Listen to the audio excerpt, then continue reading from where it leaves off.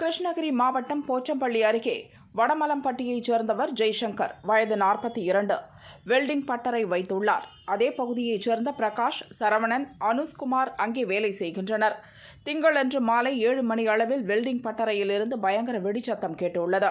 அக்கம் பக்கத்தில் இருந்தவர்கள் ஓடி சென்று பார்த்தபோது வெல்டிங் பட்டறை உரிமையாளர் ஜெய்சங்கர் உட்பட 4 பேர் பலத்த காயங்களுடன் சிதறி கிடந்தனர்.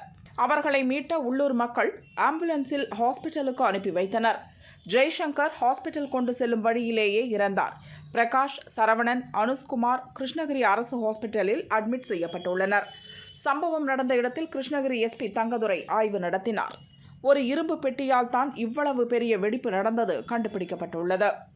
வெடிப்பு நடப்பதற்கு 1 மணி நேரத்திற்கு முன் 2 வீலரில் வந்த 2 பேர் இரும்பு பெட்டியை கொடுத்து ஓட்டை போட்டு தரும்படி கூறி சென்றுள்ளனர். அது டிராக்டரில் பொருத்தக்கூடிய பெட்டியாகும். ட்ரில்லிங் மெஷின் உதவியுடன் ஜெய்சங்கர் இரும்பு பெட்டியில் ஓட்டை போட்டபோது திடீரென பலத்த சத்தத்துடன் வெடித்து சிதறியிருக்கிறது. வெடித்து சிதறிய இரும்பு பெட்டியின் பாகங்கள் ஆய்வு செய்யப்பட்டது. அதில் ஜெலட்டின் துகள் இருப்பது தெரியவந்துள்ளது. டிராக்டரில் பொருத்தக்கூடிய அந்த இரும்பு பெட்டி ஜெலட்டின் கொண்டு செல்ல பயன்படுத்தப்பட்டு வந்தது தெரிய வருகிறது. அதில் ஜெலட்டின் குச்சி இருப்பது தெரியாமல் வெல்டிங் பட்டறையில் ஓட்டை போட கொடுக்கப்பட்டுள்ளது. பெட்டியை கொடுத்து சென்றது யார் என்பது குறித்து விசாரணை நடக்கிறது. ஜெலட்டின் பயன்படுத்த அனுமதி பெறப்பட்டதா, இல்லை முறைகேடு நடந்துள்ளதா எனவும் விசாரிக்கப்படுகிறது.